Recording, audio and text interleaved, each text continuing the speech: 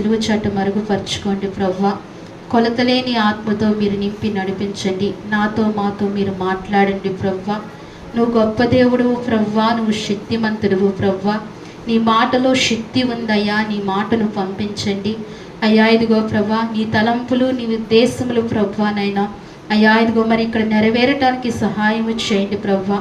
మనుష్యుడు నిష్ప్రయోజుడు తండ్రి అయా. మనుషుడు ఏమీ అయా ప్రవ్వా తెలియనివాడు ప్రవ్వా. అయా, సమస్త జ్ఞానమును నీ దగ్గర నుంచి వచ్చినది ప్రవ్వా. అయా, ఇదిగో మరి మీరే బిడ్డలందరితో నాతో మాట్లాడి బలపరచమని, నీ కృపను మాకు దయచేయమని స్తుతించి ప్రార్థించి యేసయ్య నామములో అడిగి వేడుకుంటున్నాను తండ్రి. అంశము అపవాది క్రియలు. ఏంటండి? అపవాది క్రియలు. అపవాది తంత్రములు అనొచ్చు, అపవాది క్రియలు అనొచ్చు, అపవాది కుయత్తులని కూడా అనవచ్చు. అయితే ఈ అంశంలో మనం తీసుకోబడిన లేఖన భాగంలోంచి ఆదికాండము 3వ అధ్యాయం 4వ వచనంలో, అందుకు సర్పము మీరు చావనే చావరు. ఈ వాక్యము మనకు చాలా సుపరిచితమే, అయినా మనకు తెలిసినదే. పరిశుద్ధాత్మ దేవుడు ఈ కోణంలోంచి ఎలాగ మాట్లాడుతున్నాడు అనేసి మనం గ్రహిస్తూ వాక్య భాగంలోనికి మనం వెళ్దామండి. ఇక్కడ వాక్యము సెలవిస్తుంది, అందుకు సర్పము మీరు చావనే చావరు. ఎవరితో చెప్తుందండి ఈ మాట? స్త్రీతో అవతో చెప్తుంది కదా ఈ మాట. ఎవరు? సర్పం అండి. దాని క్రియలు చూడండి, దాని కుయత్తులు చూడండి. ప్రభు కలగజేసిన, దేవాతి దేవుడు కలగజేసిన ఆ ఇద్దరు మానవుల దగ్గరికి మొదటిగా వచ్చింది అవ దగ్గరకండి. అవ దగ్గరకు వచ్చి అంటుంది, మీరు చావనే చావరు. ఆ మాట ఎందుకు అనాలి? ఆ మాట ఎందుకు అనాలి? దేవుడు ఏం చెప్పాడు? మీరు నిశ్చయముగా ఈ పండు తిను దినమున నిశ్చయముగా మీరు చనిపోతారని దేవుడు చెప్పాడు. ఆ మాటను ఆసరా తీసుకుని అపవాది వచ్చి ఏమంటుందంటే, మీరు చావనే చావరు. అన్నీ కూడా వ్యతిరేకంగా చెప్పే స్వభావం ఎవరికి ఉంటుందండి? అపవాదికే ఉంటుంది కదా. మంచికి వ్యతిరేకంగా చెప్పే స్వభావం ఎవరికి ఉంటుంది? అపవాదికి ఉంటుంది. అందుకే ఆ స్త్రీ దగ్గరకు వచ్చి మీరు చావనే చావరని చెప్తూ, ఏలయనగా మీరు వాటిని తిను దినమున మీ కన్నులు తెరవబడిననియు మీరు మంచి చెడుల్ని ఎరుగుననియు వారితో చెప్తుంది. ఏంటండి? అది తిన్న దినమున మీరు ఏమవుతారంట? మీ కన్నులు తెరవబడతాయి, మంచి చెడులు మీకు తెలుస్తాయి, దేవదూతల వలె మీరు అవుతారు, మీరు ఇంకా మరణము కమ్మరని చెప్పి అపవాది చెప్తుంది. దేవుడు ఒక రీతిగా చెప్తే అపవాది ఒక రీతిగా చెప్తుంది. అయితే అపవాది క్రియలు చూడండి, ఎవరిని విడిచిపెట్టలేదు. ఆనాడు దేవుని చేత స్వకీయంగా ఆ దేవుని హస్తాల చేత చేయబడిన అవ్వను కూడా విడిచిపెట్టలేదు. ఎవరి దగ్గరకు వచ్చిందండి అపవాది? అవ దగ్గరకు వచ్చింది. ఎవరి దగ్గరకు వచ్చింది? అవ దగ్గరకు వచ్చి ఇంత ముప్పు తీసుకొచ్చింది కదండి. ఇంత ముప్పు తీసుకొచ్చింది. ఒక్కొక్కసారి విసుకొచ్చినప్పుడు ఏమనుకుంటాము? ఎవరిని తిట్టుకోలేము, ఎవరిని ఏమి అనలేము. అప్పుడు ఎవరిని అనుకుంటామండి? అవని అనుకుంటాం కదా. ఎవరిని అనుకుంటాం? అవని అనుకుంటాం. చేసి ఏమనిపిస్తుందండి? ఆ రోజు అవ్వ ఈ పని చేయకపోతే చక్కగా మనం కూడా ఎక్కడుంటాం? ఆ ఏదేని తోటలో ఉండి ఆ దేవుడిచ్చిన పండ్లు తింటూ బ్రతికేవాళ్ళం కదా. ఇంత కష్టపడవలసిన అవసరం లేదు కదా. అందుకని అప్పుడప్పుడు మనం ఎవరిని తిట్టుకుంటామంటండి? అవ్వను తిట్టుకుంటాం, అవ్వను కూడా జ్ఞాపకం చేసుకుంటూ ఉంటాం. అయితే అపవాది అవ్వను మోసగించాడు. ఏం చేశాడండి? అపవాది అవ్వను మోసగించాడు. ఈ విషయం మనకు తెలిసిందే. అయితే అపవాది క్రియలు ఎలా ఉంటాయంటే, అపవాది క్రియలు అసలు ఎవరికి తెలియకుండా మనకు కూడా తెలియకుండా ఆ క్రియలు పనిచేస్తూ ఉంటాయి. అపవాది క్రియలు మనలోనికి చొరబడుతూ ఉంటాయి. ఎవరి దగ్గరికి చొరబడ్డాడండి? అవ దగ్గరకు చొరబడుతూ వచ్చి, మీరు తినండి దినమున నిశ్చయముగా మీరు బ్రతుకుతురని చదివిస్తుంది కదా. ఇక్కడ మీరు మంచి చెడుల్ని ఎరిగి వారు దేవతల వలె ఉందిరని దేవుని తెలియనని స్త్రీతో చెప్పగా, అవతో చెప్పగా, ఆ స్త్రీ ఆ కొన్ని పండ్లు తిని మిగతా తీసుకెళ్ళి ఎవరికి ఇచ్చిందంటండి?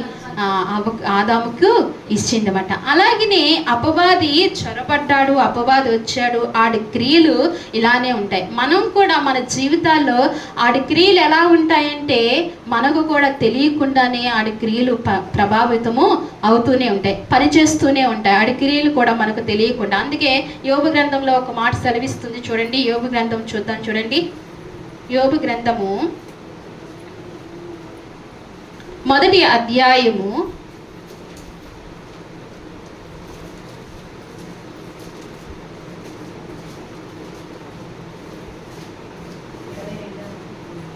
మొదటి అధ్యాయము 9వ వచనం కాడి నుంచి చదవండి. అని ఆ. భూమి మీద ఆ, అతని వంటి వాడు లేడు అని అడగగా అపవాది యోగు ఊరకయే దేవుని యందు భయభక్తులు కలిగిన వాడు ఆయన. నీవు అతనికి ఇంటి వారికి అతనికి కలిగిన సమస్తములకు చుట్టూ కంచి వేసింది కదా. నీవు అతని చేతి పైన దీవించడం చేతనే కదా. దీవించడం చేత అతని ఆస్తి దేశంలో బహుగా విస్తరించి ఉన్నది. ఈ మాట ఎవరితో చెప్తున్నారండి? ఎవరు చెప్తున్నారు? ఎవరితో చెప్తున్నారు? దేవునితో ఎవరు చెప్తున్నారండి? అపవాది చెప్తున్నారు కదా. కొంచెం పైకి చదివితే మనకు అర్థమవుతుంది. అందుకు యెహోవా,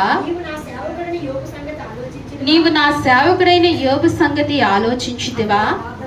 అతడు యథార్థవంతుడును న్యాయవంతుడనే దేవుని యందు భయభక్తులు కలిగి చెడుతనమును విసర్జించిన వాడు భూమి మీద అతని వంటి వాడు ఎవడనూ లేడు అని అడుగగా అపవాది యోబు యూరకయ్యే దేవుని యందు భయభక్తులు కలవాడా అని కలవాడాయన నీవు అతనికిని అతని ఇంటి వారికిని అతనికి కలిగిన సమస్తమునకును చుట్టూ కంచి వేసేదివి కదా. నీవు అతని చేతి పనిని దీవించుటబడట చేత అతని ఆస్తి దేశములో బహుగా విస్తరించినది. అపవాది చెప్తున్నాడండి దేవుని దగ్గరికి వెళ్ళి. దేవుడు అన్నాడు, ఫస్ట్ అక్కడ సమావేశం జరుగుతుంది, దేవదూతలు అందరూ సమావేశం జరుగుతుంది. ఆ సమావేశంలోనికి ఎవరు వెళ్ళారండి? అపవాది కూడా వెళ్ళాడు. అపవాది కూడా వెళ్తే దేవుడు అడిగాడు, నువ్వు ఎక్కడి నుండి వచ్చావంటే నేను భూలోకంలో అటు ఇటు తిరుగుతూ వచ్చాను, ఇక్కడికి వచ్చానని. అయితే దేవుడు అంటున్నాడు, నా భక్తుడైన యోబును చూసావా అని అడుగుతున్నాడు. ఏమడుగుతున్నాడండి? నా భక్తుడైన యోబును చూసావా? అబ్బా, యోబు ఎంత మంచి మాట అనిపించుకున్నాడు, ఎంత సాక్ష్యము పొంది ఉన్నాడండి. ఎవరి చేత సాక్ష్యము పొంది ఉన్నాడు? దేవుని చేత సాక్ష్యం. ఆ మహాసభలో, దేవదూతల మహాసభలో ఏమంటున్నాడండి? నా భక్తుడైన యోబు సంగతి నువ్వు చూసావా? నా భక్తుడైన యోబును నువ్వు చూసావా అంటే, చూశాను, ఎందుకు చూడలేదు, చూశానంటూ అప్పుడు అక్కడ యోబు గురించి దేవునికి అపవాదినికి కొంచెం మాటలు జరిగాయి. ఏమంటున్నాడంటే అపవాది, చూసావా ఎంత యథార్థవంతుడో, ఎంత నీతిమంతుడో, ఎంత మంచివాడో, ఎంత యథార్థత ప్రవర్తన కలిగిన వాడో నా భక్తుడంటే. ఎందుకుండడు? నువ్వు అతనికి కలిగిన దానికి అంతటికి ఏం చేసావు? కంచి వేసావు కాబట్టి అతను అలాగనే ఉంటాడు. మేలు చేసావు కాబట్టి, నువ్వు క్షేమంగా ఉంచావు కాబట్టి, నిన్ను పొగడకపోతే, నిన్ను ఘనపరచకపోతే, అతను నీతిమంతుడిగా ఉండకపోతే ఎలా ఉంటాడు? అతనికి ఆస్తి ఉంది, అవినీతిగా బ్రతకవలసిన అవసరము లేదు. అతను ఎలా బ్రతుకుతున్నాడండి? నీతిమంతుడిగానే బ్రతుకుతున్నాడు, అవినీతిమంతుడిగా బ్రతకవలసిన అవసరం లేదు. అదే నువ్వు అన్నీ తీసివే, అప్పుడు యోబు ఎలా బ్రతుకుతాడో నేను చూస్తాను అని చెప్పి దేవునితో మాట్లాడుతున్నప్పుడు దేవుడు అంటాడు, సరే నీకు అవకాశం ఇస్తున్నాను. ఏం చేస్తున్నాడండి? నీకు అవకాశం ఇస్తున్నాను, తనకున్న అన్నిటి మీద నీకు అధికారం ఇచ్చాను అని చెప్పి దేవుడు మొదటిసారిగా పంపిస్తాడు. మొదటిసారిగా అపవాదిని పంపించినప్పుడు అపవాది ఏం చేస్తాడండి? యోబుకున్నవి అన్నీ ఏం చేస్తాడు? అన్నీ కూడా తీసేస్తాడు. ఒక రాత్రికాల సమయంలో అన్నీ కూడా పోతాయి. కుమారులు పోతారు, పొలము పోతుంది, గాడిదలు పోతాయి, తనకున్న సమస్త పనివారు చనిపోతారు. ఒక్కొక్క ఘటము జరుగుతున్నప్పుడు ఒక్కొక్క పనివాడు పరిగెట్టుకుని వచ్చి యోబు దగ్గరికి వచ్చండి, ఇదిగో నేను తప్పించుకుని వచ్చాను దేవుని దయతో, ఇలా జరిగింది అక్కడ పరిస్థితి. నీ కుమారులందరూ కూడుకుని ఉండగా, విందు చేసుకుంటూ ఉండగా సుడిగాలి వచ్చి వారిని ఎత్తుకుపోయిందని ఒక పనివాడు చెప్తూ ఉంటాడు యోబుతో. అప్పుడు యోబు పరిస్థితి అలాగా. ఇతను ఇంకా ఈ మాటలు పూర్తి చేయకుండానే మరొక పనివాడు వచ్చి నేను తప్పించుకుని వచ్చాను అంటాడు. ఏమంటాడండి? నేను కూడా తప్పించుకుని వచ్చి ఇదిగో ఇలా జరిగింది అని చెప్తూ ఉంటాడు. ఇలాగా ఒక్కొక్కటి నిమిషానికి నిమిషం కాకుండా వింటున్న యోబు హృదయం, యోబు పరిస్థితి ఏంటండి? ఆలోచించారా? ఈరోజు మనకు ఒక కష్టం వస్తుంది, కష్టం తర్వాత ఎన్నో సంవత్సరాలు సమయం దేవుడిస్తాడు, వ్యవధినిస్తాడు. ఒక కష్టం తర్వాత ఏం చేస్తాడండి? ఎంతో సమయాన్ని వ్యవధినిస్తాడు. అప్పుడు మనం ఏమనుకుంటాం? కష్టాలన్నీ నాకే, కష్టమంతా నాకే, సమస్యలన్నీ నా కుటుంబానికే, పరిస్థితులన్నీ నాకే, లోకం మీద ఎవరికీ లేని కష్టాలు మనకే ఉన్నట్టు ఏం చేస్తామండి? మనం బాధపడుతూనే ఉంటాం. 24 గంటలు యోబుని తీసుకోవాలి. ఆ క్షణం మనకి ఏ కష్టం వచ్చినా ఎవరిని తీసుకోవాలంటే మనం యోబుని ముందు పెట్టుకోవాలి. అప్పుడే మనం బలపడగలం. ఎందుకంటే మానవుడు బలహీనుడు కాబట్టి యోబుని ముందు పెట్టుకోవాలి. ఇంతగా అపవాది క్రియలు ఎటువంటియో చూడండి, అపవాది తంత్రములు ఎటువంటియో చూడండి. సక్షామంగా ఉన్న యోబు దగ్గరికి వచ్చాడు. మనం అనేక మార్లు అనుకుంటూ ఉంటాం కదా, అనేక మార్లు ఆలోచించినప్పుడు ఇంకా నాకు ఏ కష్టము లేదు. పెద్దవారైన తల్లిదండ్రులు అనుకుంటారు, పిల్లల్ని బాధ్యతలు అయిపోయిన తర్వాత వాళ్ళు వివాహాలు చేసిన తర్వాత ఏమనుకుంటారు? అమ్మయ్య అనుకుంటారు. ఏమనుకుంటారు? అమ్మయ్య, నా 4 పిల్లలకి పెండ్లు చేస్తాను, నా 5గురికి పెండ్లు చేస్తాను, 5 పిల్లలకి పెండ్లు చేస్తాను, వారికి కావలసినవన్నీ సమకూర్చి ఇచ్చాను అని అమ్మయ్య అనుకుంటూ ఉంటారు. ఆ సమయంలోనే ఏం చేస్తారండి? దేవుడైనా అపవాదైనా ఏం చేస్తారండి? శోధన ఏదో ఒక ముళ్ళు వస్తుంది. అది దేవుని దగ్గర నుంచి వస్తుందా లేకపోతే అపవాది దగ్గర నుంచి వస్తుందా అనేది మనకు తెలియదు. కానీ మన యథార్థను బట్టి, మన పవిత్ర జీవితాన్ని బట్టి, మన భక్తి జీవితాన్ని బట్టి ఆ సమస్య వస్తుంది. ఇప్పుడు అవ దగ్గరికి ఎలా వచ్చిందండి? ఎలా వచ్చింది? సాతాను వచ్చింది, అవని ఏం చేసింది? అవిధేయురాలుగా చేసింది. అవని ఏం చేసిందండి? అవిధేయురాలుగా చేసింది. అవిధేయతను అలవర్చింది. ఏం చేసిందండి? అవిధేయతను అలవర్చింది అవ దగ్గరకు వచ్చి. అదే అవిధేయత భూలోకంలో మానవ జాతికి అంతటికీ అదే అవిధేయత ఏమవుతుందంటండి? అందరికీ వస్తుంది. అవ దగ్గరికి అలా వచ్చింది. అయితే తర్వాత కొన్ని దినాలు, కొన్ని సంవత్సరములు గతించిన తర్వాత ఎవరి దగ్గరికి వచ్చిందంటే అపవాది? యోబు దగ్గరికి వచ్చింది. ఎవరి దగ్గరికి వచ్చిందండి? యోబు దగ్గరికి వచ్చింది. యోబుకి కష్టము, దేవుడే అంటున్నాడు కదా, దేవుడే మంచి సాక్ష్యం పలికాడు కదా, నా భక్తుడైన యోబు ఏమంటే వాడండి? యథార్థవంతుడు, నీతిపరుడు అంటున్నాడు. మరి అంత నీతిపరుడికి, అంత యథార్థపరుడికి ఏంటి కష్టం అంటే అక్కడ దేవునికి అపవాదికి ఏం జరుగుతుందండి? కొంచెం వివాదం జరుగుతుంది. ఆ వివాదంలో ఎవరు బలవలసి వచ్చింది? యోబు. కానీ దేవుడు యోబుకి ఏం చేశాడండి? దేవునికి ఎంతో కృపనిచ్చాడు, యోబుకి ఎంతో కృపనిచ్చాడు. అయితే ఇవన్నీ పాడు చేసిన తర్వాత మళ్ళా వెళ్ళాడు. మళ్ళీ సభ జరుగుతున్నప్పుడు మళ్ళీ వెళ్ళాడు. మళ్ళీ వెళ్ళి, ఇప్పుడైనా చూసావా, నువ్వన్నీ తీసుకున్నావు, అన్నీ తీసేసావు, అయినా నా భక్తుడు తన యథార్థతను విడిచిపెట్టలేదు, తన భర్తని విడిచిపెట్టలేదు. ఏనాడైనా ఈ స్వభావం మన జీవితంలో ఉందా? ఎటువంటి పరిస్థితుల గుండా మనం నడిచినా మన యథార్థతను విడిచిపెట్టిన అనుభవాల్లో మనం ఉన్నామా? చిన్న చిన్న వాటికే మనం ఏం చేస్తున్నామండి? మన భక్తి జీవితాన్ని, మన యథార్థతను, పరిశుద్ధతను వదులుకునే నడుస్తున్నాం కదా. చిన్న చిన్న విషయాల్లో దేవుణ్ణి ఎలాగా సేవించాలండి? యథార్థంగా ఆయన్ని గణపరచాలి, యథార్థంగా ఆయన్ని సేవించాలి. భక్తులు అందరూ అంటున్నారు, అది దేవుని వాక్యమే. మనకు ఎన్ని కోట్లు వచ్చిన ఆదివారం ఏం చేయాలంటండి? ఆయన్ని ఆరాధించాలి. ఆ హృదయం ఎవరికి కలిగి ఉంటుందో, పరిగెట్టుకుని వెళ్ళి ఎవరైతే దేవుణ్ణి ఆరాధిస్తారో వారిని దేవుడు ఖచ్చితంగా ఆశీర్వదిస్తాడు. భౌతికంగా నీ ఆశీర్వాదం చూడకపోవచ్చేమో, కానీ దేవుడు నీకు కృపాక్షేమములు ఇచ్చి నీ ఉన్నతమైన స్థానాన్ని నిన్ను ఎంతగానో దేవుడు హెచ్చించి నడిపిస్తాడు.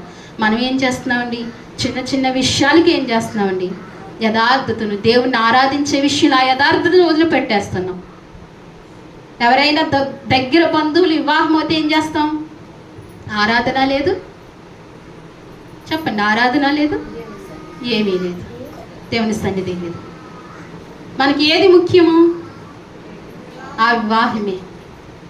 లేకపోతే ఆ బంధుత్వము విడిపోతుంది. ఒక దైవజనుడు చెప్పారు, రాత్రికాలమే విన్నాను. ఆ దైవజనుడికి దగ్గర బంధువుడు వివాహం అంటండి. అయితే తనకు శుభలాకి ఇచ్చారంట, అది ఆదివారమేనంట, రావాలి తప్పనిసరిగా అని చెప్పి కోరుకున్నాడంట. అలాగనే రాము అని అన్నారంట, వెళ్ళిపోయారంట. ఆ పెళ్ళికి వెళ్ళలేదంటండి. వెళ్ళకపోతే ఏమైపోయిందంట? ఆ బంధుత్వం ఏమైపోయిందంట? తెగిపోయిందంట. పర్వాలేదు, తెగిపోయినా పర్వాలేదు, తెగించాలి. మనం యథార్థత విషయంలో, భక్తి విషయంలో తెగించాలి. ఈనాడు ఆ తెగింపేది? కొంచెం ఎండ వస్తే మనం, వాన వస్తే మనం బీపీకి భయపడి, షుగర్కు భయపడి, దీర్ఘకాలపు వ్యాధులకు భయపడి మనం ఏం చేస్తున్నామండి? ఆరాధన. ఈనాడు పరిశుద్ధాత్మ దేవుడు మనతో మాట్లాడుతున్నాడు, ఖచ్చితంగా మాట్లాడుతున్నాడు. మనం యథార్థంగా యోబు వంటి సాక్ష్యము పొందుకోపోయినా కొంచెం ఆ తావులో నడవాలి అంటే కొంచెం కనీసము ఖచ్చితంగా ఆయన మార్గాలు, ఆయన ఆజ్ఞలు మనం ఏం చేయాలండి? పాటించాలి. లేకపోతే అపవాది తొందరగా మన దగ్గరకు వస్తాడు. అసలు అపవాది ఎలాంటి వాడో తెలుసా అండి? కుయ్యెత్తు కలిగిన వాడు. ఎలాగండి? కుయ్యెత్తు కలిగిన వాడు. ఆ రోజు క్షేమంగానే అనిపిస్తుంది, ఆ నెల ఆ సంవత్సరం క్షేమంగానే అనిపిస్తుంది, ఆ ప్రమాదము పొంచి ఉంటుంది. ఎందుకండి అంత ప్రమాదం తెచ్చుకోవటం? పరిశుద్ధాత్మ దేవుడు మనల్ని ప్రేమించి మనతో మాట్లాడుతున్నాడు. మనం ఎలా ఉండాలని ఆయన కోరుకుంటున్నాడు? క్షేమంగా సౌఖ్యంగా ఉండాలని ఆయన కోరుకుంటున్నాడు. ఆయనకి ఏది ఇష్టం అంటే మనకు క్షేమంగా ఉండటమే ఆయనకి ఇష్టం, మనం బాగుంటమే ఆయనకి ఇష్టం. ఆయనకి ఏమి ఇష్టం అండి? బాగుంటాం. అందుకే ఆరాధనను అస్సలు నిర్లక్ష్యము చేయవు. ఆదివారము మనకి ఏమై ఉండాలండి?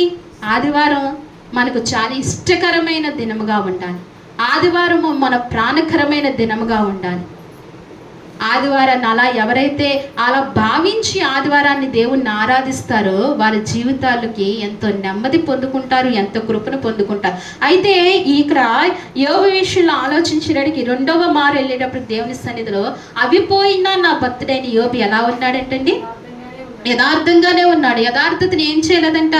విడిచిపెట్టలేదు. అప్పుడు అంటున్నాడు, మళ్ళీ అంటున్నాడు, అపవాది అంటున్నాడు, తన ప్రాణమును తనకి మంచిగా ఆరోగ్యముని ఇచ్చావు కదా, అందుకే యథార్థతని విడిచిపెట్టలేదు. అప్పుడు దేవుడు అన్నాడు, తన ప్రాణము తప్పించి తన శరీరం అంతటినీ కూడా నువ్వు వాడికి ఏమైనా చేయి అని చెప్పి మళ్ళీ పంపించినప్పుడు మళ్ళీ ఏమైందండి?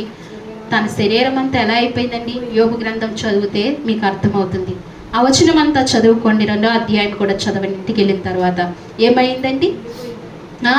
ఒళ్ళంతా కూడా ఏమవుతున్నాయండి? కురుపులు, కుండ్లు పడినాయి. గోక్కోవడానికి ఏమి లేవంట? గోరులు లేవంట. ఎలా గోకుతున్నాడంటండి? చిల్ల బెంగులతో గోకుతున్నాడంటండి. అసలు అప్పుడు అలాంటి స్థితిలో, అలాంటి పరిస్థితిలో నీకు కొంచెం జ్వరం వస్తేనే యేసయ్యని ఏం చేస్తామండి?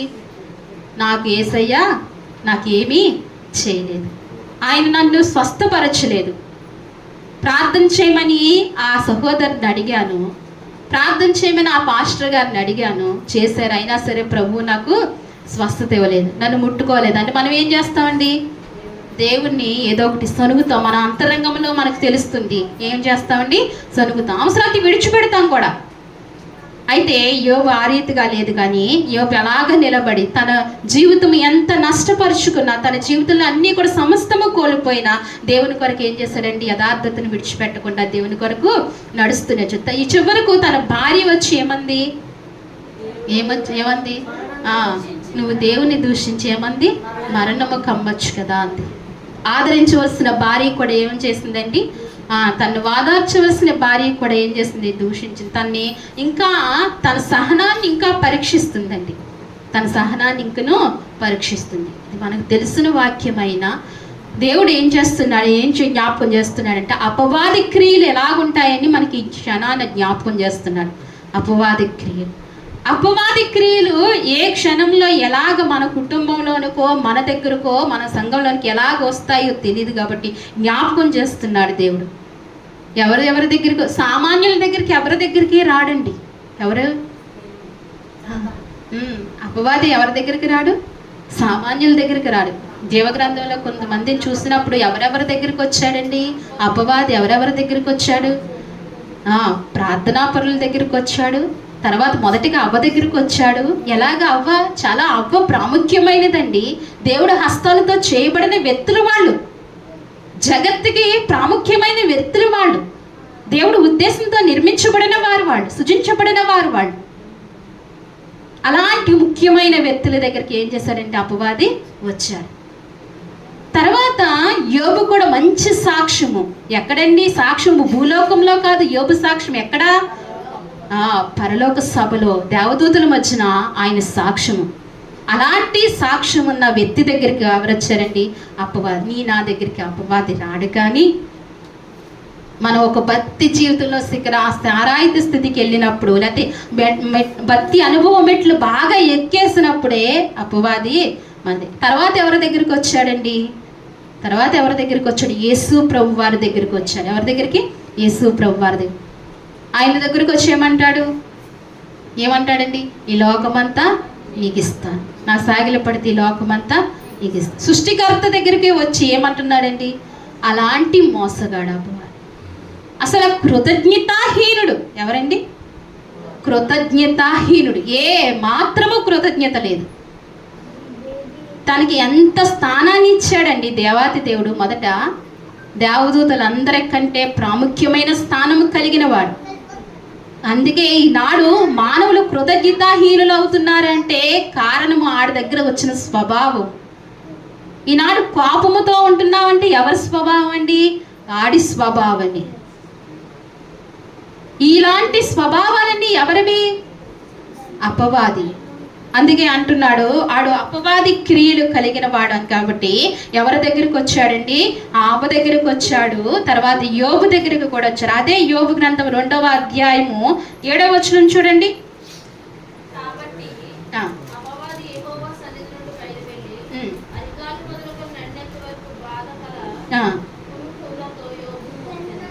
యోబును మొత్తెను, అతడు ఒళ్ళు గోక్కునుటకై చిల్ల పెంకులు తీసుకుని బూడిదలో కూర్చుండగా అతని భార్య వచ్చి, నీవు ఇంకను యథార్థతను వదలకుందవా?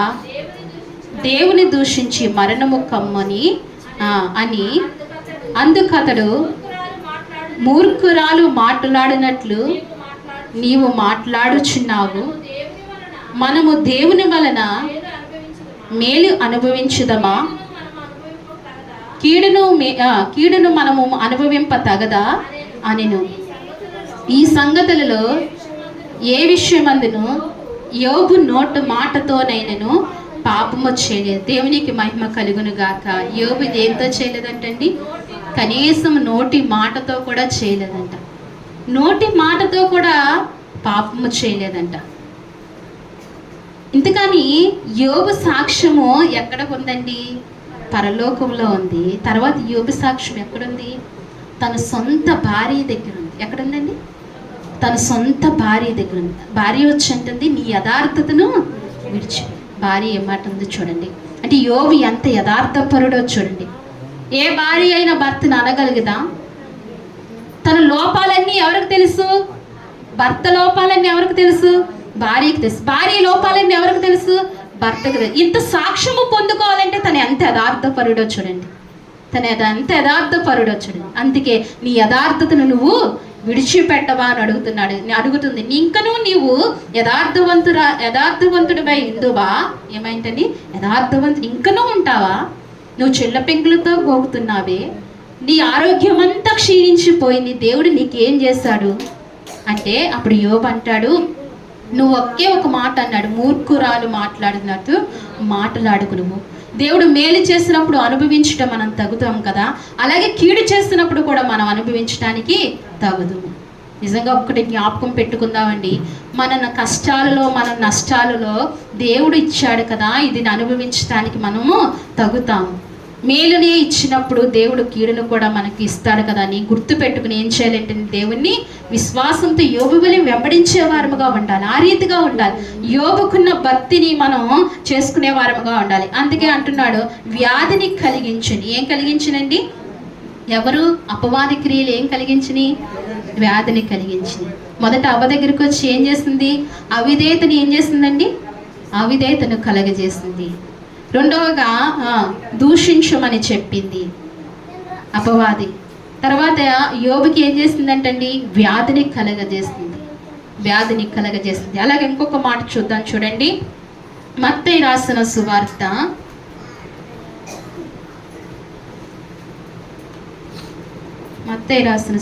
13వ అధ్యాయము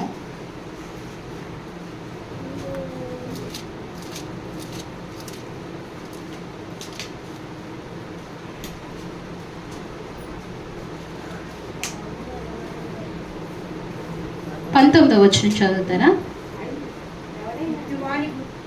ఎవడైనను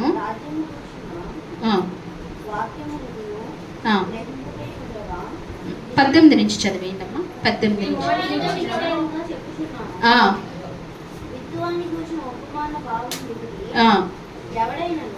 ఎవడైనను రాజ్యమును గూర్చిన వాక్యము వినియు గ్రహింపకయుండగా దుష్టుడు వచ్చి వాని హృదయములో విత్తబడిన దానిని ఎత్తుకుని పోవును, త్రోవ పక్కను విత్తబడిన వాడు వీడే. చాలండి, ఇక్కడ అంటున్నాడు కదా, విత్తనముల గురించి ఉపమాన భావమును దాన్ని చెప్తుండగా, ఎవడైనను రాజ్యమును గూర్చి వాక్యము విని గ్రహింపకయుండి, ఏంటండి, దేవునికి మహిమ కలుగును గాక.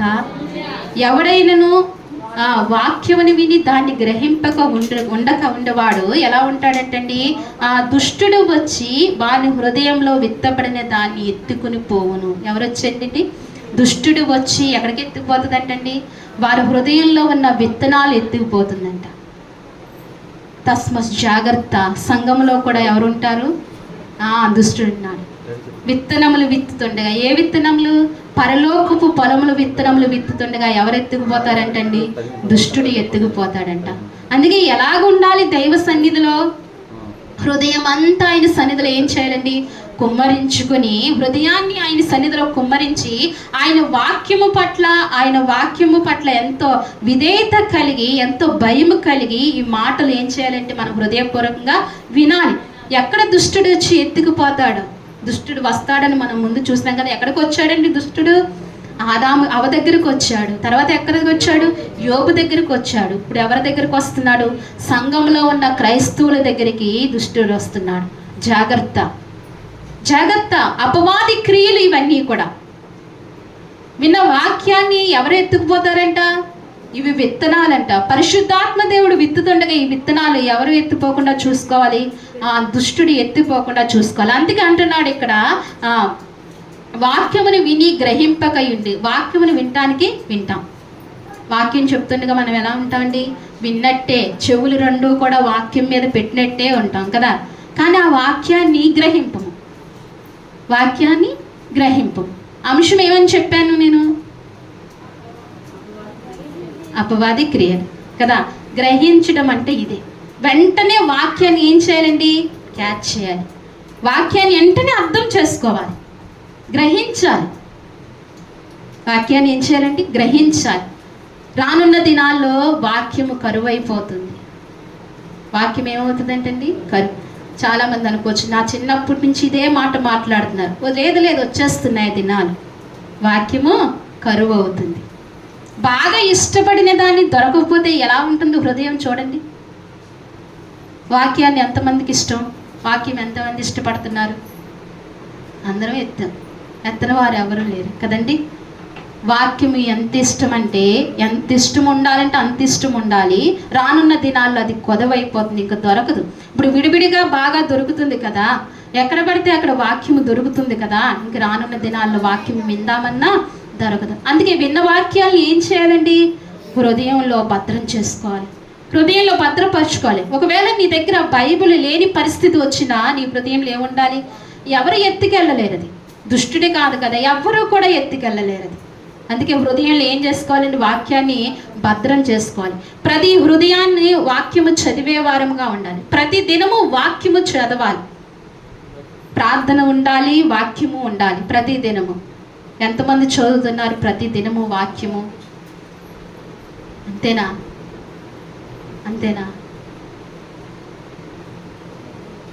ప్రతిదినం ఏం చేయాలండి? వాక్యము చదవాలి. ప్రతిదినము వాక్యం చదవాలి. ఎందుకంటే దేవాది దేవుని ఉన్నతమైన మాటలు, ఈ మాటలు మన హృదయంలో ఉంచుకోవాలి. ఇది మొదలుకొని మీరు ప్రతిదినము వాక్యము చదువును గాక, మనందరం వాక్యంలో బలపడును గాక. ఇక్కడ అంటున్నాడు, ఏమంటున్నాడంటే, గ్రహింపక ఇండును, దుష్టుడు వచ్చి వాని హృదయంలో విత్తబడిన దాన్ని ఎత్తుకుని పోవును, త్రోవ పక్కన విత్తినవాడు వీడే. ఎక్కడంటండి? త్రోవ పక్కన. అంటే ఇంక వింటాం కానీ గ్రహించకపోతే దాన్ని ఏమంటారు? త్రోవ పక్కన పడిన విత్తనాలు. ఎవరు ఎత్తుకుపోతారండి? వచ్చి వెతుకుపోతాయి. చాలా జాగ్రత్తగా వాక్యాన్ని గ్రహించాలి. అపవాది క్రియలు ఇవి. ఆ తర్వాత రెండవ మాటగా ఇంకోటి చూడండి. అయితే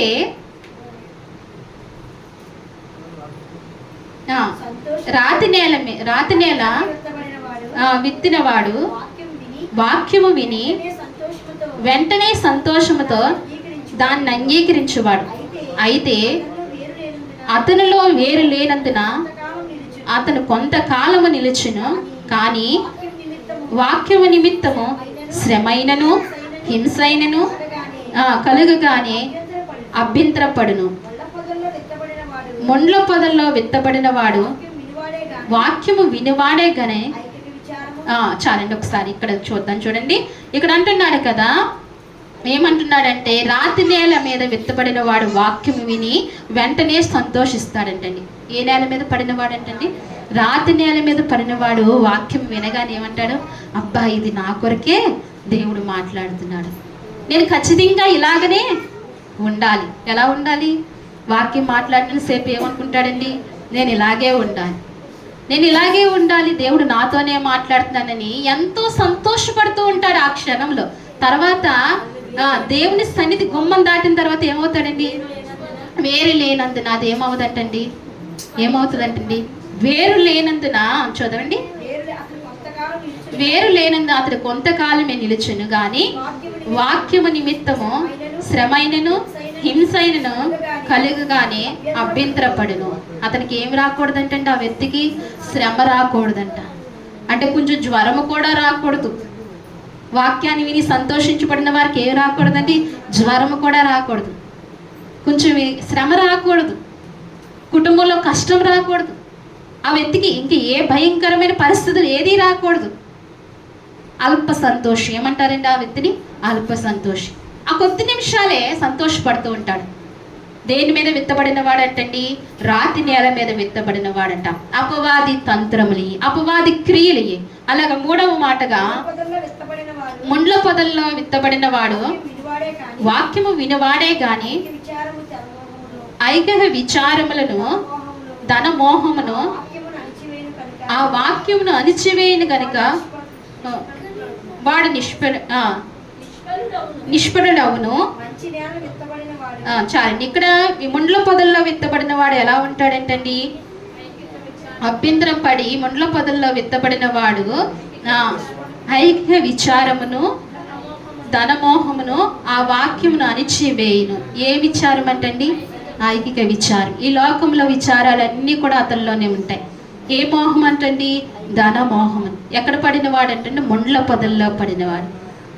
ఇది ఒక క్రియ. అపవాది ఇది ఒక క్రియ. వాక్యాన్ని ఏం చేస్తుందంటే నీకు అతన్ని సంతోష పెట్టనివ్వదు.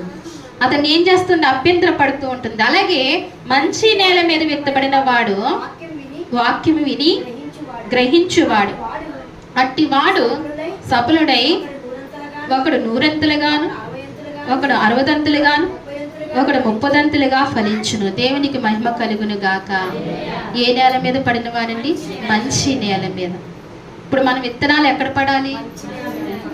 మంచి నేల మీద పడాలంటే మనం ఏం చేయాలంటండి? వాక్యాన్ని శ్రద్ధగా వినాలి, దాన్ని గ్రహించి దాని ప్రకారంగా మనము నడవాలి. అపవాది క్రియలకు మనము లోపడకూడదు, అపవాది తంత్రములకు మనం లోపడకూడదు. యోబు లోపడలేదు కదా, మనం కూడా ఏమవకూడదంటే లోపడకూడదు. మంచి నేల మీద పడిన విత్తనాలు ఏమవుతాయంటండి? అవి ఫలిస్తాయంట. ఫలించి ఎలా ఉంటాయంటే 30 60 ఫలిస్తుందంట. ఇలా ఫలించే జీవితం కావాలా, లేకపోతే త్రోవ పక్కన పడిన విత్తనాలుగా కావాలా, ముండ్ల పొదల్లో పడిన విత్తనాలుగా కావాలా, రాతి నేల మీద పడిన విత్తనాలుగా ఉండాలా? మనం ఎలా ఉండాలి? మంచి నేల మీద పడిన విత్తనాలుగా ఉండాలి. హృదయాన్ని ఏం చేసుకోవాలి? దున్నుకుని రావాలి. హృదయాన్ని ఏం చేయాలండి? దున్నుకుని రావాలి. ఇంకా ఆదివారం 2 రోజులు ఉందనగానే మనం ఏం చేయాలి? సిద్ధపడాలి. ప్రభువా, నాతో మాట్లాడయ్యా, నీ వాక్యము నా హృదయంలో వేయ్యా. మంచి నేల మీద పడిన హృదయంగా నన్ను చేయి, నా హృదయాన్ని చేయి, మంచి నేల చేయ్యా. నీ ప్రేమ, నీ కృప, నీ అనురాగం నాకు ఇవ్వయ్యా ప్రభు అని దేవుణ్ణి అడిగి ఎక్కడికి రావాలండి? దేవుని సన్నిధికి వచ్చి దేవుని ఆరాధించాలి. ఈ ఉన్నతమైన విలువలను మనం గ్రహించి ప్రభుని ఏం చేయాలంటండి? ఆరాధించాలి. అపవాది క్రియలకు మనం ఏమవ్వకూడదు? లోన్ అవ్వకూడదు. అపవాది క్రియలకు మనం లోబడిపోకూడదు. ఆ క్రియల్ని ఎదిరించే వారముగా. ఆ క్రియలు ఎదిరించాలంటే మన విత్తనాలు ఎక్కడ పడాలండి? మంచి నేల మీద పడాలి. లేకుంటే ఆ విత్తనాలు మంచి నేల మీద పడకపోతే మనం ఏమి చేయలేమండి? అపవాది క్రియలను జయించలేము, మనం ఫలించలేము. అపవాదికి జయమే కలుగుతుంది.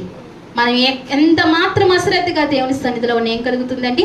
అపవాదికే జయం. వాడు ఎలా వస్తాడో తెలియదు. యోబు దగ్గరికి ఎలా వచ్చాడండి? యోబు ఒక్కడే మధ్యనున్నాడు అపవాదికిని దేవునికిని. కానీ యోబుకున్న కలిగిందంతా కూడా ఏమైంది? అందరూ కూడా నష్టాన్ని అనుభవించారు కదా. తన పిల్లలు, తన భార్య, కుటుంబం అంతా కూడా ఏమైంది? నష్టం. అందుకే మనము యథార్థంగా దేవుని ఏం చేయాలి? మనం యథార్థంగా దేవుని సేవించినప్పుడు మన కుటుంబం అంతా కూడా, మన వారంతా కూడా ఏమై ఉంటారండి? క్షేమంగా ఉంటారు. అందుకే ఏం చేయాలి? మనం యథార్థంగా సేవించే వారంగా ఉండాలి, యథార్థంగా ఆయన్ని ఆరాధించేవారు, అపవాది క్రియలకు లోబడే వారంగా ఉండకు. ఇంకొక చిన్న మాట చూసుకుని ముగించుకుందామండి. ఒక్క మాట, యోహాను రాసిన సువార్త 8వ అధ్యాయము.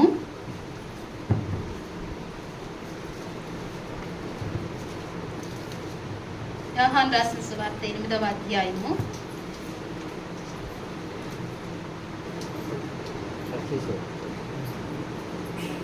44వ వచనం చూడండి.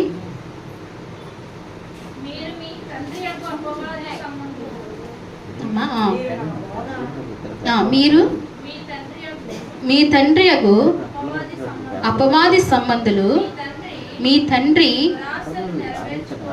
దురాశలు నెరవేర్చుకోరుచున్నారు. ఆది నుండి వారు నరహంతకుడై ఉండి సత్యమందు నిలిచినవాడు కాడు, వాని యందు సత్యమే లేదు. వాడు అబద్ధమాడినప్పుడు తన స్వభావమును అనుసరించే మాట్లాడును. వాడు అబద్ధకుడును అబద్ధమునకును జనకుడనై ఉన్నాడు. ఇక్కడ చూసారా? అపవాది ఎవరంటండి? అపవాది అబద్ధానికి జనకుడై ఉన్నాడంట. అపవాది ఎవరండి? అపవాది జనకుడై, అబద్ధానికి జనకుడై ఉన్నాడు. అబద్ధం ఆడుతున్నప్పుడు మనం ఎవరి పిల్లలమని అంట? అపవాది పిల్లలమంట. పైన వాక్యం అంటుంది కదా, ఏమని? మీరు మీ తండ్రి యొక్క అపవాది సంబంధులు. ఎవరి సంబంధులు అంటే? అపవాది సంబంధులు. మీ తండ్రి దురాలోచనలు నెరవేర్చుకోరుచున్నారు. ఆది నుండి వాడు నరహంతకుడే. ఎప్పటి నుండి అంటండి? ఆది నుండి నరహంతకుడే. ఆది నుండి అంటే అవ్వ దగ్గర నుంచి నరహంతకుడే. అవ్వని ఏం చేశాడు? హత్య చేశాడు. ఏం చేశాడండి? ఆత్మను హత్య చేశాడు. ఏం చేశాడు? ఆత్మను ఏం చేశాడు? హత్య చేశాడు. ఆది నుండి నరహంతకుడు వాడు. మనల్ని ఏం చేద్దాం అనుకుంటాడు? మన ఆత్మను చంపుదాం అనుకుంటాడు. మన ఆత్మను ఏం చేస్తాం అనుకుంటాడు? చంపుదాం అనుకుంటాడు. మన ఆత్మను నిత్య నరకాగ్నిలోనికి తీసుకువెళ్ళాలనుకుంటాడు. ఆది నుండి ఎవడంటండి? నరహంతకుడు అంటండి. అందుకే అతని స్వభావం నుంచి, అతని దురాలోచన నుంచి మనం ఏమవ్వాలి? విడుదల పొందుకోవాలి. విడుదల పొందుకోవాలంటే ఎక్కువ ఎవరితో సహవాసం చేయాలి? దేవునితో సహవాసం చేసినప్పుడు అతనికి దూరం అవుతాం. అతని ఆలోచనలు, అతని దురాలోచనలన్నీ ఏమవుతాయంటండి? విడుదల. ఆది నుండి వారు నరహంతకుడైండి సత్యమునందు నిలిచిన వాడు కాడు. దేని యందండి? అసలు సత్యమందు నిలిపిన వాడే, కానీ నిలిచిన వాడు కాడు. ఎవరండి? అపవాది. సత్యమందు నిలిచిన వాడు కాడు. వాని యందు సత్యమే లేదు. ఏమి లేదంటండి? వాని యందు సత్యమే లేదు. అసలు సత్యమే లేదు. సత్యము లేని దానికి ఎంత కష్టపడుతున్నారో తెలుసా భక్తులు? ఎంత ప్రయాసపడుతున్నారో తెలుసా భక్తులండి? ఒకసారి ఒక ఊరు వెళ్తుంటే, ఆ ఊరు కారులను చూస్తుంటే బయట జనాన్ని కాళ్ళు నడకలతో చెప్పులు లేకుండా నడుస్తున్నారండి. ఎక్కడికంట? ఎలా లేకుండా అంటండి? చెప్పులు లేకుండా నడుస్తున్నారంట. ఈనాడు జీవము కలిగిన దేవుణ్ణి ఆరాధించడానికి ఎన్ని అభ్యంతరాలు మనకు. వాళ్ళు మొక్కిన మొక్కులు తీర్చకపోతే వాళ్ళకు కుదురుండదు. అసలు సత్యం లేనట్లకి వాళ్ళు అంతా వెంపర్లాడుతుంటే జీవము గల దేవునికి మనం ఇంకెంత ఉండాలి? వాళ్ళు ఎంత కరెక్ట్గా భక్తి చేస్తున్నారో తెలుసండి. ఎన్ని గంటలకు లేస్తారండి? తెల్లారు గంటలు లేసి ఏం చేస్తారు?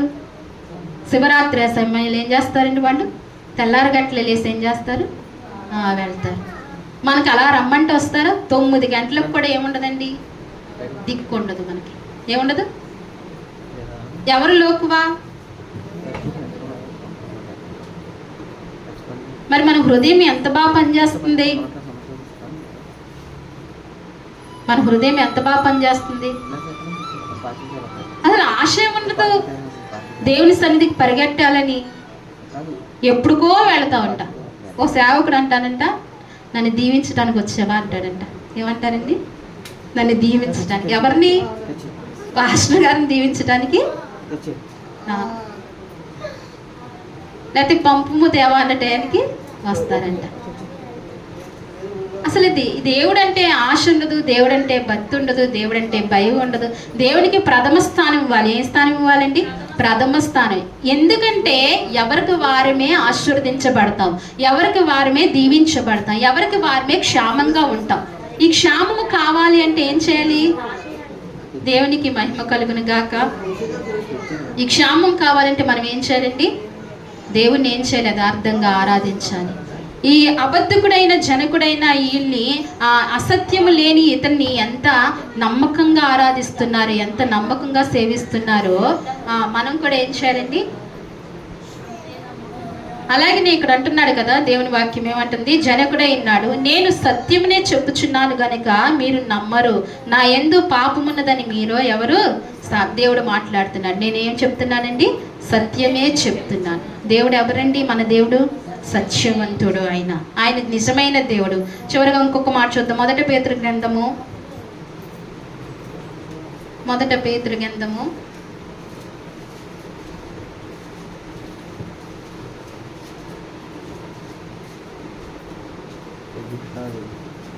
5వ అధ్యాయము, ఒక నిమిషం అమ్మా, 5వ అధ్యాయము 8వ వచనమా చదవండి. నిర్భరమైన బుద్ధి గల వారమే మెలకు కలిగి ఉండుడి, మీ విరోధి అయిన అపవాది గద్దించు సింహం వలె ఎవరిని మింగుదునా అని వెతుకుతూ తిరుగులాడుచున్నది. ఏంటంటండి? మన విరోధి అయిన అపవాది ఏం చేస్తుందంట? వెతుకుతూ తిరుగుచున్నదంట. మన విరోధి అయిన అపవాది ఏ బుద్ధి కలిగి ఉండాలంట? నిర్భరమైన బుద్ధి గలవారమై మెలకుగా ఉండి. ఎలా ఉండాలంటండి? మెలకుగా ఉండాలి. ఆత్మ విషయంలో మెలకుగా ఉండాలి. ఏ బుద్ధి కలిగి? నిర్భరమైన బుద్ధి కలిగి మెలకుగా ఉండాలి. మీ విరోధి అయిన అపవాది గద్దించు సింహం వలె ఎవరిని మింగుదునా అని తిరుగుచుంది. ఆది నుండి వాడు పని అదే. ఎప్పటి నుండి అండి? ఆది నుండి. అప్పుడు కూడా తిరిగి ఎక్కడికి వెళ్ళాడు? అవ్వ దగ్గరికి వెళ్ళాడు. తిరిగి ఎవరి దగ్గరికి వచ్చాడు? యోబు దగ్గరికి వచ్చాడు. తిరిగి ఎక్కడికి వచ్చాడు? సంఘంలోనికి వచ్చాడు. అందుకే మనం ఏం కలిగి ఉండాలంటండి? మెలకు కలిగి ఉండాలి. అపవాది క్రియలకు లోన్ అవ్వకూడదు మనం. అపవాది తంత్రములకు లోన్ కాకూడదు మనం. ఏం కలిగి ఉండాలంటే? నిర్భరమైన బుద్ధి కలిగి ఉండి మెలకుగా ఉండి ఏం చేయాలంటండి? మీ విరోధి అయిన అపవాది గద్దించు సింహం వలె ఎవరిని మింగుదునా అని. ఆ సింహం గద్దించు సింహం వల్ల ఎవరిని మింగుదునా అని తిరుగుతుంది. అందుకే మన పొడి ప్రార్థనలు పనిచేయవు. ఆడు ఎలా తిరుగుతున్నాడండి? గద్దించు సింహం వల్లే తిరుగు. జాగ్రత్త. మన చిన్న ప్రార్థనలకు, మన అల్ప విశ్వాసానికి, మన వారానికి ఒకసారి చేసిన భక్తికి మనము ఏమో కాలం తప్పించుకోలేం. అపవాది గర్జించు సింహం వల్ల ఏమవుతుందంటండి? తిరుగులాడుచున్నాడంట. అందుకే అని వెతుకుతూ తిరుగులాడుచుంది. లోకమందు మీ సహోదరులందరూ ఈ విధమైన శ్రమలో నెరిగి ఉన్నారు. లోకమందు మనం అందరం ఏమై ఉన్నామంటే ఆడి శ్రమలకు లోనై ఉన్నాం. అందుకే ఏం చేయాలంటండి? మనం దేవుని సన్నిధిలో దేవుని యథార్థంగా జీవించాలి, భక్తితో జీవించాలి, భయంతో జీవించాలి, పట్టుదలతో జీవించాలి. పట్టుదలని ఎప్పుడూ కూడా విడిచిపెట్టకూడదు. ఏ కారణము చేతైనను విడిచిపెట్టకూడదు. ఏమి పోయినా, ఏమి ఉన్నా, ఏమి లేకపోయినా ఏం చేయాలంటండి? దేవుణ్ణి యథార్థంగా ఆరాధించే వారంగా ఉండాలి. దేవుడు ఈ మాటలు మన హృదయాలు దీవించి ఆశీర్వదించునుగాక. ఆమేన్. అందరం మోకరిందామండి. ఒకసారి మోకరిందాం హృదయపూర్వకంగా. మీతో దేవుడు మాట్లాడాడు అనుకుంటే కనుక మోకరించి ఒకసారి నోరు తెరిచి అడుగుదామా? అపవాది క్రియలకు నేను లోని కాకూడదు ప్రభువా అంటూ ప్రతి ఒక్కరము చెప్దామా? నోరు తెరచడం వల్ల మీ సొమ్మేం పోదు కదా, మీ ముత్యములేమి రాలిపోవు కదా. ఇక్కడ ఒకసారి ప్రభువు సన్నిధిలో నువ్వు అడిగితే కనుక దేవుని కృప నీతో పంపిస్తాడు కదా. ఆయన ఉదయకాల సమయంలో ఎంతో నన్ను ప్రేమించి మాట్లాడుతూ వచ్చాడు. అపవాదికి లోను చేయకూడదని, అపవాది తంత్రములకు మనం లోనవ్వకూడదని దేవుడు ఎంతగానో ప్రేమించి మాట్లాడు. అవునయ్యా, నన్ను జ్ఞాపకం చేసుకోయ్యా. ఆనాడు యోబుని జ్ఞాపకం చేసుకున్న దేవుడు ఈనాడు నన్ను జ్ఞాపకం చేసుకోయ్యా. నా హృదయంలో యథార్థతను పుట్టించయ్యా, నా హృదయంలో భక్తిని పుట్టించయ్యా అని అడుగుదామా? ఎవరైతే నోరు తెరిచి అడుగుతారో ఈ క్షణమందు ప్రభువు నీ హృదయంలో భక్తిని పుట్టించును గాక. ఆయన నిన్ను యథార్థంగా ప్రవర్తింప చేయును గాక. ప్రతి ఒక్కరూ అడుగుదామా? అపవాది క్రియలకు లోను కాకుండా, అపవాది తంత్రములకు లోను కాకుండా. అవ్వ లోనైపోయింది, అపవాది క్రియలకు అవ్వ లోనైపోయింది. అవ్వని ఆత్మీయంగా చంపాడు, అపవాది ఆత్మీయంగా చంపాడు. అపవాది అవ్వ ఆత్మను వాడుకున్నాడు. తర్వాత యోబు దగ్గరికి వచ్చాడు. యోబు ఆత్మను వాడుకోలేకపోయాడు, శరీరమును మాత్రమే వాడుకున్నాడు కదా. ఈనాడు నీవు కూడా ఎలా జీవించగలుగుతున్నావు? యోబు వలె జీవించాలా? శరీరము వాడు వాడుకున్నా పర్వాలేదు, ఆత్మ వాడికి అప్పచెప్పకుండా నడిచే వారంగా ఉండాలి, యథార్థతకు ప్రవర్తించే వారముగా ఉండాలి, దేవుని సన్నిధిలో నమ్మకస్తులుగా ఉండాలి, నమ్మకంగా జీవించే వారముగా ఉండాలి. ఈనాడు ప్రభువు నాకు అనుగ్రహించాలని హృదయపూర్వకంగా అడుగుదామా? అయ్యా తండ్రి, వ్యాధి కలిగించాడు తండ్రి, అయ్యా అపవాది వ్యాధి కలిగించాడయ్యా, అయినా ప్రభువా నిన్ను విడవలేదయ్యా యోబు. నా జీవితంలో అనేకమైన కష్ట నష్టాలు వాటిల్లినప్పటికీ, అనేకమైన సమస్యలు నా జీవితంలో వచ్చినప్పటికీ, అసమాధానం ఏలుబడి చేసినప్పటికీ ప్రభువా నేను నిన్ను విడిచిపెట్టక గట్టిగా పట్టుకుని నేను నీ యందు నడిచేదానిగా, నడిచేవాడుగా ఉండటానికి సహాయం చేయి. నన్ను అభిషేకించయ్యా. ఈ క్షణమందు నేను అడుగుతున్నాను ప్రభువా, నీ పాదాలు పట్టుకుని అడుగుతున్నానయ్యా. నన్ను ప్రతి విషయంలో, ప్రతి కోణంలో నన్ను అభిషేకించు ప్రభువా. అయ్యా నాకు శక్తినివ్వయ్యా. అయ్యా నాకు యోబుకి ఇచ్చిన సహనాన్ని ఇవ్వయ్యా ప్రభా. అయ్యా భార్య వచ్చి దూషించిన ప్రభా సహనము కలిగి ఉన్నాడయ్యా. అయ్యా నా చుట్టూ ఉన్నవారు నన్ను అనేక మంది పరీక్షించిన, అయ్యా నా సహనాన్ని పరీక్షించిన, నేను సహనంతో నేను ప్రభా నా యథార్థను విడిచిపెట్టకుండా నీ యందు భయభక్తులు కలిగి జీవించే కృప ఇవ్వయ్యా. అయ్యా నేను నాయన ప్రభా నమ్మకమైన భక్తి చేసేదానిగా ఉండటానికి సహాయం చే ప్రభా. అయ్యా ఇదిగో మరి అబద్ధమునకు జనకుడైన అపవాది తంత్రములు నాలో పని చేయకుండా, నా చుట్టూ రాకుండా సహాయం చే ప్రభా అని అడుగుదామా? ఒకసారి అడగండి. ప్రభా నన్ను బలపరిచయ్యా. నోరు తెరిచి అడుగుదామా? నన్ను బలపరిచయ్యా అయ్యా, నన్ను స్థిరపరిచయ్యా. అయ్యా ఇదిగో మరి నీకు ఇష్టమైన రీతిలో నడవటానికి కృప దయచే. నీకు ఎలాగైతే ఇష్టమో అలాగ నన్ను నడిపించు తండ్రి. అయ్యా నన్ను ఎలాగైతే నేను ప్రభా నువ్వు ఇష్టపడుతున్నావో, నీ చిత్తం ఏమైనదో నా పట్ల ప్రభా అది జరిగించు తండ్రి. నా స్వనీతిని నేను విడిచిపెట్టాలి అయ్యా ప్రభా, నా స్వనీతిని విడిచిపెట్టాలి ప్రభా. నీ చిత్తానుసారంగా నడిచే కృప నాకు ఇవ్వయ్యా అని ప్రతి ఒక్కరూ అడుగుదాం. విన్న వాక్యాన్ని బట్టి మన హృదయంలో దీవించబడాలి. ఈ వారమంతా మనం ఆశీర్వదించబడాలి. ఈ వాక్యము మనం గుర్తు పెట్టుకోవాలి. మంచి నేల మీద పడిన విత్తనాలుగా మనం ఉండాలి. త్రోవ పక్కన పడిన వారుగా, ముండ్ల పొదల్లో పడిన వారుగా, రాతి నేల మీద పడిన వారుగా కాకుండా మంచి నేల మీద పడిన విత్తనాలుగా మా హృదయాలు చేయండి అయ్యా. మా హృదయాలు సాకండి ప్రవ్వా, మా హృదయాలు దున్నండి ప్రవ్వా, మా హృదయాలు ప్రవ్వా మీరే దున్నండి ప్రవ్వా. మీరు దున్నకపోతే ఎవరు దున్నుతారు తండ్రి? అయ్యా మా హృదయ బీడు భీములు దున్నండి ప్రవ్వా, ఈ బీడు భీములు దున్నండి ప్రవ్వా. నయ్యా ప్రవ్వా నీ హృదయం మెత్తనైన హృదయం చేయండి ప్రవ్వా. నీ వాక్యము పడగానే లోతులుగా నాటిపోవాలయ్యా. అయ్యా వేరు లోతుగా ఉన్నందున ప్రవ్వా ఫలిస్తాము కదా ప్రవ్వా. అయ్యా మా ఏరు లోతుగా ఉండాలి తండ్రి, సహాయం చేయి. నువ్వు మాట్లాడుతున్నావు కానీ మేము గ్రహింపక ఉన్నావా ప్రభా, గ్రహించట్లేదు ప్రభా. అయ్యా మాకు అనేకమైన విచారాలు తండ్రి, ఐకిక విచారాలు కలిగిన వారము ప్రభా. మా విచారాలన్నీ తొలగించు తండ్రి, సహాయం చేయని అడుగుదాం. మన మధ్యన తల్లి ప్రార్థన చేస్తారు. చిన్న ప్రార్థనలో ఏకీవిందామండి. మనందరం లేచి నిలబడి దేవుని కానుకను సమర్పించుకుందామండి.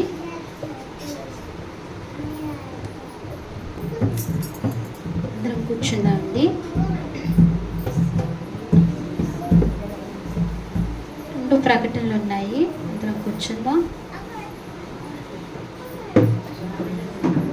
యెహోవా నిస్సే ప్రార్థనా మందిరము అభిషేక ఆరాధన పండుగలు జరుగుతున్నాయండి. 16వ తారీఖు నుంచి 19వ తారీఖు వరకు జరుగుతున్నాయి. అంటే ఆదివారం రాత్రి వరకు కూడా జరుగుతాయి. ఈరోజు రాత్రి కూడా ఉన్నాయి. ప్రత్యేకంగా అందరికీ తెలియచేయమని మళ్ళీ రాత్రికాల సమయంలో కూడా అన్న తెలియజేశారు. మరి మీ అందరికీ కూడా మనవి చేస్తున్నాను, ఈ అభిషేక ఆరాధన పండుగలకి వెళ్ళవలసిందిగా మనవి చేస్తున్నాను. వెళ్ళి దైవ దేవుళ్ళు పొందుకోవాల్సిందిగా మీ అందరినీ కోరుచున్నామండి.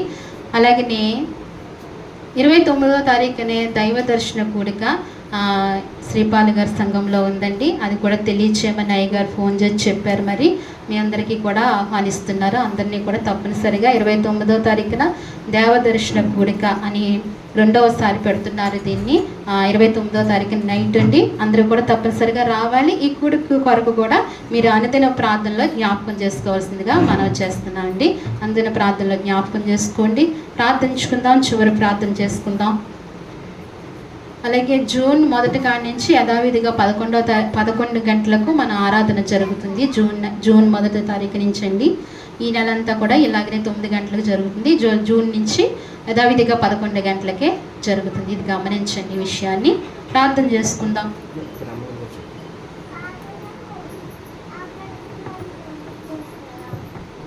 అయ్యా, ఇదిగో యేసుక్రీస్తు సంపూర్ణ